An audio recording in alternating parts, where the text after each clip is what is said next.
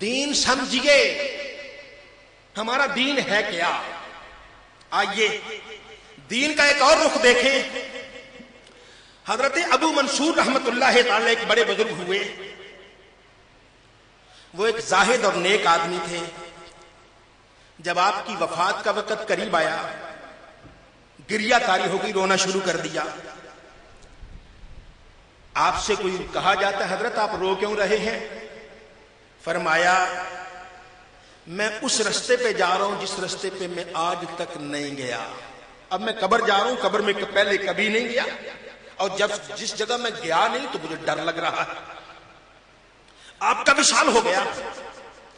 چوتھی رات آپ کا بیٹا دیکھتا ہے, ابا اللہ نے آپ کے ساتھ کیا کیا؟ تو ان کا بیٹا جتنا گمان کیا جاتا ہے نا یہ رستہ مشکل ہے ذرا. بعض کہتے ہیں جتنا گمان تھا رستہ آسان ہے, بعض کہتے ہیں کہ گمان تھا رستہ مشکل ہے. میں ایک بادشاہ سے ملا جو عادل ہے, بلکہ عادلوں کا بھی عادل ہے. اللہ رب العزت نے مجھ سے فرمایا ابو منصور میں نے تجھے 70 سال دیے تھے, آج تو میرے پاس آیا ہے, تیرے ساتھ کیا ہے, میرے لیے کیا لائے ہو؟ عرض کی یا اللہ میں نے 30 حج کیے ہیں. کتنے حج؟ 30. یا اللہ میں نے 40,000 درہم اپنے ہاتھ سے صدقہ کیے. یا اللہ 40 جہاد میں میں شریک ہوا. 30 حج کیے, صدقہ و خیرات کیا, اور 40 جہاد میں شریک ہوا. رب نے فرمایا میں نے ان میں سے ایک نیکی بھی تیری قبول نہیں کی. میرے پاؤں تلے سے زمین نکل گئی کہ یہ کیا بنا. میں نے کہا مارے گئے. اللہ رب العزت نے اتنا مجھے دیکھ کے فرمایا میری رحمت تجھ جیسے بندے کو عذاب دینا چاہتی نہیں, تجھ جیسے بندے کو عذاب دینا چاہتی نہیں. میری بخشش کا کوئی بہانہ بھی تو چاہیے. تو یاد ہے فلاں دن ایک گلی سے گزر رہا تھا, یا اللہ گزر رہا تھا,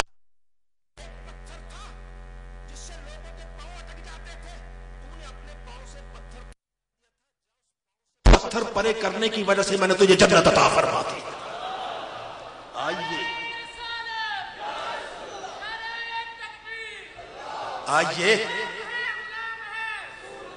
آئیے دین سمجھیے. ہمارا دین عبادت کا بھی درس دیتا ہے. یہ رب تعالیٰ نے ان کے 40 سالہ وہ 40 حج قبول کیے, لیکن اس کے صدقے کیے ہیں کہ ایک پتھر ہٹایا تھا. ایمان والے تو پتھر ہٹا دے, اس سے نفس کی انانیت ختم ہوگی, نفس کا تکبر ختم ہوگا. ہو سکتا ہے نمازیں پڑھتے غرور آ جائے, حج کرتے غرور آ جائے. میں نے 40 حج کیے, میں نے 30 کیے ہیں, لیکن اگر راہ چلتے چلتے کہیں سے پتھر پرے کر دے گا جہاں تیرے پاؤں بھی ملوث ہو جائے یا زخمی ہو جائے, ایمان والے یقین کر لینا رب تعالیٰ اس نیکی سے تیری پہلی نیکیوں کو بھی قبول فرما لے. تو یہ اللہ رب العزت کی رحمت ہے, رب تعالیٰ کا کرم ہے. حضرت داؤد علیہ السلام, حضرت داؤد علیہ السلام نے عرض کی یا اللہ وہ تیرے میزان کا بڑا تذکرہ ہے, ترازو کا, جس میں نیکیاں اور بدیاں تلیں گی. یا اللہ مجھے دکھا تو صحیح وہ ترازو ہے کتنا بڑا. اللہ رب العزت نے دکھایا وہ میزان, وہ اتنا بڑا ترازو کا ایک پلڑا ہے کہ مشرق سے لے کے مغرب تک سب کچھ ڈال دیا جائے پھر بھی وہ کھولے کا کھولا. اتنا آپ نے دیکھنا تھا, بے ہوش ہو گئے. حضرت داؤد علیہ السلام بے ہوش ہو گئے. اس کو کون بھرے گا, اتنے بڑے پلڑے کو کون بھرے گا. آخر عرض کی یا اللہ یہ نیکیوں والا پلڑا اتنا بڑا, اس کو کون بھرے گا. فرمایا اے داؤد اذا ردیت عن عبدی ملأتہ بتمرۃ. اے داؤد جب میں کسی بندے سے راضی ہو جاؤں نا, وہ ایک کھجور بھی صدقہ کرے میں اس کھجور سے بھی پلڑے کو بھر دیتا ہوں. جس سے میں راضی ہو جاؤں, جس سے میں راضی ہو جاؤں, وہ ایک کھجور کا دانہ بھی میرے رستے میں خرچ کرے گا میں اس کے پلڑے کو بھر دیتا ہوں. آئیے اللہ کی رضا لے لیں. یا اللہ کوئی ایسے عمل کی توفیق دے دے جس سے تو راضی ہو جائے. جس سے تو مہربان ہو جائے. پاک پروردگار اپنی رحمت فرما دے. آج اس خضرہ مسجد میں آنے والے, اس کے احاطے میں, اس کے باہر جو شریک ہے اس پروگرام میں, یا اللہ ان سب کو اپنی رضا کی دولت عطا کر دے اور ان سے ایسے کام لے لے جس سے تو راضی ہو جائے. ہمارا ایمان ہے جس سے نیلی چت والا راضی ہو جاتا اس سے سارے بگڑے مقدر سنور جاتے.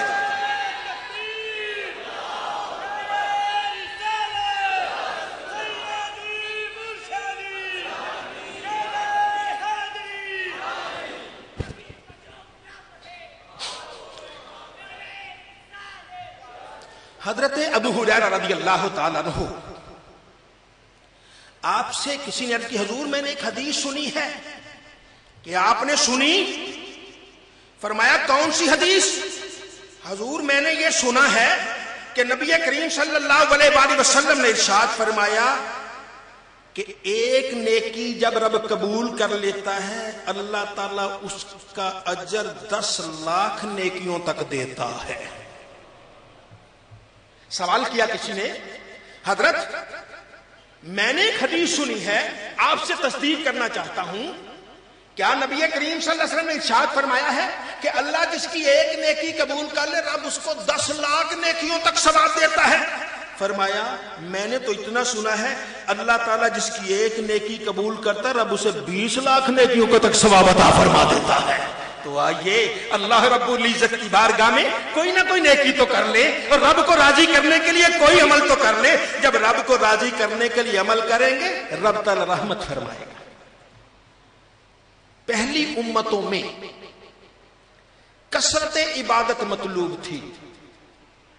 ایک فرق ذرا ذہن میں رکھیے, پہلی امتوں میں کثرت عبادت مطلوب ہے, نمازیں زیادہ پڑھو, روزے زیادہ رکھو, حج زیادہ کرو, صدقہ زیادہ کرو. اس امت میں کثرت عبادت مطلوب نہیں, غلامی مصطفیٰ کا مطالبہ ہے. اس امت میں غلامی مصطفیٰ کا مطالبہ ہے. اب میرے ایک سوال کا جواب دیں. نماز پڑھتے ہیں,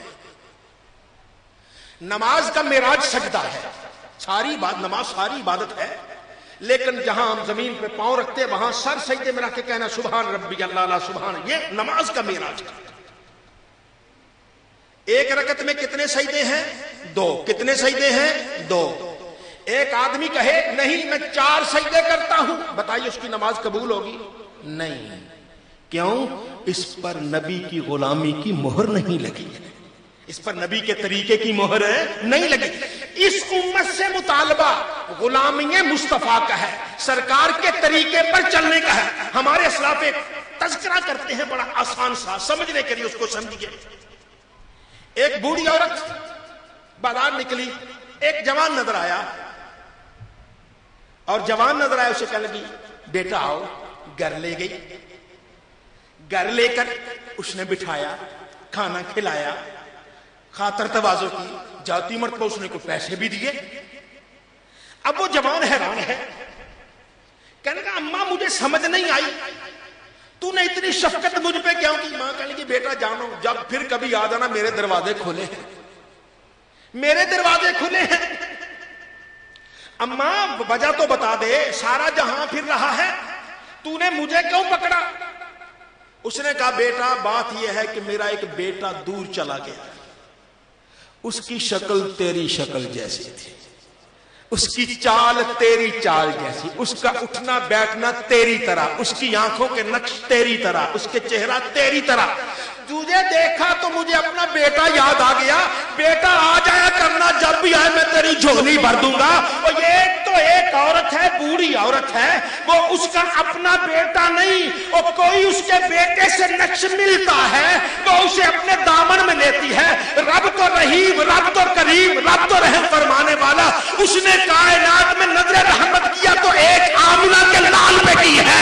ایمان والے تو آجا, ان کا لباس پہن دے, ان کی چال بنا دے, ان کی طرح سجدے کر دے, رب تعالیٰ تجھ پہ رحم فرمائے گا, تجھے بھی دونوں جہاں میں نواز دے گا.